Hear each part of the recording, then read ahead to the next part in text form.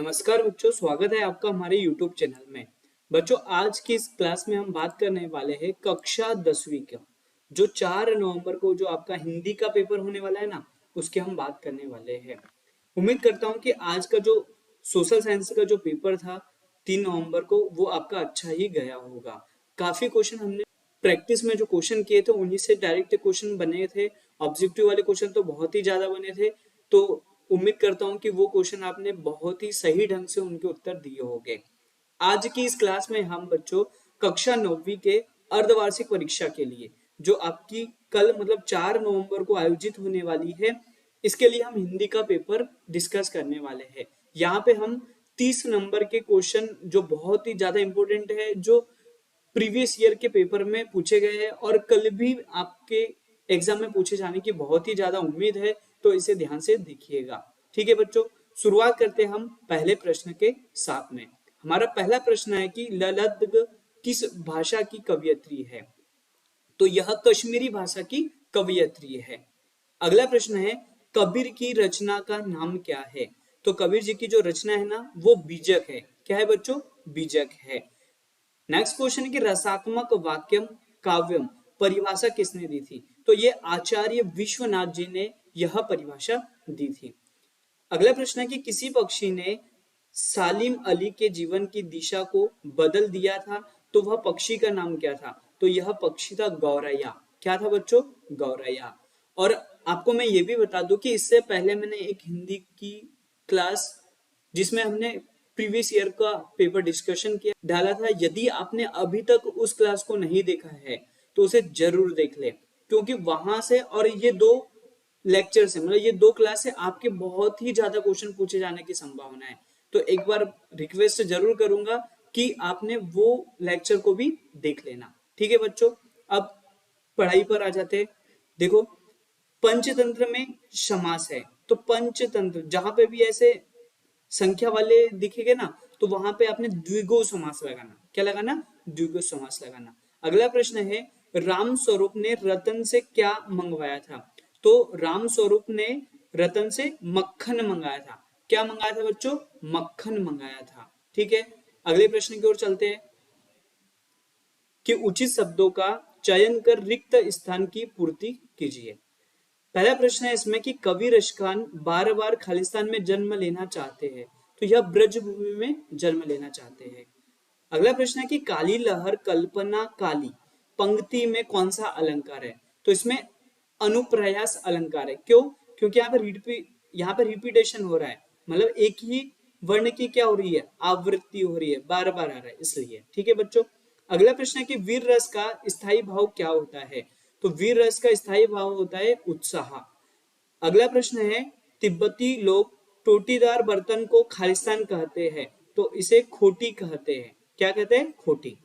Next question है कि वे शब्दांश जो शब्द बनाते समय आरंभ में लगते हैं उन्हें हम उपसर्ग कहते हैं।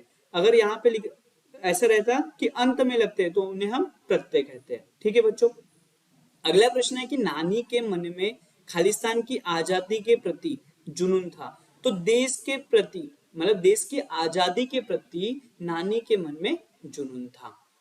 उम्मीद करता हूं ये सभी प्रश्न आपको समझ में आ गए होंगे। और अभी तक आपने यदि हमारे YouTube चैनल को सब्सक्राइब नहीं किया है तो इसे सब्सक्राइब जरूर करें और शेयर भी करें। और आप एक कमेंट तो जरूर इस लेक्चर के नीचे जरूर छोड़े कि आपको हमारे क्लासेस कैसे लग रहे हैं, क्योंकि आपका एक कमेंट हमें आगे वीडियो बनाने के लिए मोटिवेट करता है। तो प्लीज स्टूडेंट कमेंट तो जरूर करिएगा। ठीक है, अब प्रश्न है निम्नलिखित कथनों के सत्य या असत्य लिखिए। पहला प्रश्न है कि केदी और कोकिला के कवि सुमित्रा नंदन पंत है। तो केदी और कोकिला के जो कवि है ना, वो सुमित्रा नंदन पंत नहीं थे, इसलिए ये हो जाएगा क्या? असत्य हो जाएगा। ठीक है बच्चों, अगला प्रश्न है कि रस के 4 भेद होते हैं। तो रस के 4 भेद नहीं, 4 अंग होते हैं, इसलिए ये भी हो गया क्या हमारा? असत्य हो गया।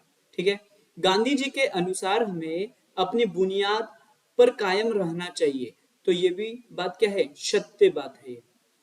जाकिर हुसैन का जो जन्म है वो बिहार में हुआ था, तो बिहार में ही हुआ था जाकिर हुसैन जी का जन्म। नेक्स्ट प्रश्न है कि हाथ का तत्सम रूप हस्त होता है, तो ये बात है सत्य। अगला प्रश्न है कि विभीषिका से तात्पर्य भयंकरता से होता है, तो ये बात है बच्चों सत्य। जो विभीषिका से जो तात्पर्य है ना वो भयंकरता से होता है, इसलिए ये हो जाएगा हमारा प्रश्न सत्य हो जाएगा। अब हम प्रश्न संख्या 4 जो कि सही जोड़ी का मिलान कर लिखिए है, अब मैचिंग करते हैं हम। पहला है ग्राम श्री, तो ग्राम श्री का जो संबंध है ना वो किससे है बताओ जल्दी से। तो ये है सुमित्रा नंदन पंत जी से, तो इनको मिलाएंगे हम सुमित्रा नंदन पंत जी से। काव्य की शोभा बढ़ाने वाले तत्व क्या कहलाते हैं, तो ये अलंकार कहलाते हैं। प्रेमचंद के फटे जूते, प्रेमचंद के फटे जूते, इसका जो संबंध है वो हरिशंकर परसाई से है। ठीक है बच्चों। भानु प्लस उदय, भानुधन उदय है, तो इसमें कौन सी संधि है, तो यह स्वर संधि है। ठीक है। भी ही तक, इसमें कौन सा शब्द होता है, तो निपात शब्द होता है भी ही और तक में। ठीक है बच्चों। घर का नौकर था, तो वो कौन था, ये रतन था। कौन था, रतन था। ये आपको ध्यान रखना है। अब हम प्रश्न संख्या 5 को देखते हैं, जहां पे हम निम्नलिखित प्रश्नों के उत्तर एक वाक्य में लिखने वाले हैं। ठीक है बच्चों। पहला प्रश्न है कि मनुष्य ईश्वर को कहां कहां ढूंढता फिरता है, तो मनुष्य ईश्वर को मंदिर, मस्जिद, कहां कहां, मंदिर, मस्जिद, और कहां बच्चों, काबा, कैलाश आदि बाहरी स्थानों पर ढूंढता फिरता है, जबकि वह स्वयं के भीतर ही क्या है, विराजमान है। ये आपको ध्यान रखना है। तो मनुष्य ईश्वर को कहां कहां ढूंढता फिरता है, तो मंदिर, मस्जिद, काबा, कैलाश आदि आपने लिखना है। ठीक है बच्चों। अगला प्रश्न है कि कविता के शाब्दिक अनुशासन को क्या कहते हैं, तो इसे कहा जाता है छंद। क्या कहा जाता है, छंद कहा जाता है। अगला प्रश्न है बच्चों, पराकाष्ठा शब्द का अर्थ क्या है, तो पराकाष्ठा शब्द का जो अर्थ है ना वो क्या होता है, तो वस्तु या, वस्तु या स्थिति, वस्तु या स्थिति की सबसे ऊंची, वस्तु या स्थिति की सबसे ऊंची सीमा को हम क्या बोलेंगे, पराकाष्ठा बोलेंगे। मतलब पराकाष्ठा शब्द का जो अर्थ होता है ना वो वस्तु या स्थिति की सबसे ऊंची सीमा कहते हैं। ठीक है बच्चों। कलई खुलना मुहावरे का अर्थ क्या होता है, इसका मतलब होता है भेद खुलना या रहस्य खुलना, इसका अर्थ होता है। ठीक है बच्चों। अगला प्रश्न है कि रीढ़ की हड्डी का मुख्य पात्र कौन है, तो रीढ़ की हड्डी का जो मुख्य पात्र है वो, यहाँ पे बच्चों मैं आपको बता दूं कि ये जो रीढ़ की हड्डी है ना इसका जो मुख्य पात्र है वो कौन है, तो यह उमा है। कौन है, ये उमा है। ये आपको ध्यान रखना है। इसका उत्तर क्या हो जाएगा, उमा हो जाएगा। ठीक है बच्चों। अब नेक्स्ट क्वेश्चन है कि मेरे संग की औरतें में लेखिका कुल कितने भाई बहन थे, तो ये जो मेरे संग की औरतें है ना इसमें लेखिका के कुल 6, कितने, 6 भाई बहन थे। ये आपको ध्यान रखना है।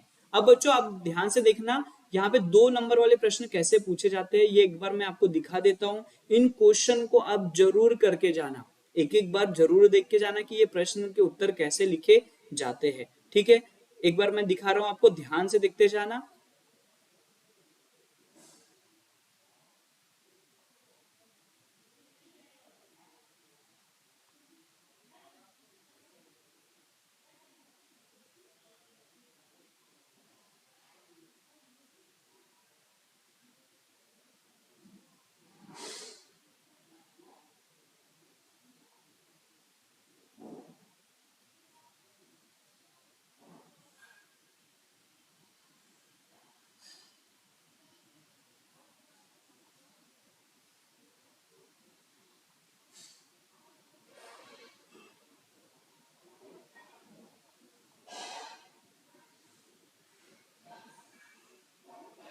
तो बच्चों आज की जो हमारी हिंदी की क्लास थी वो यहीं पर एंड होती है।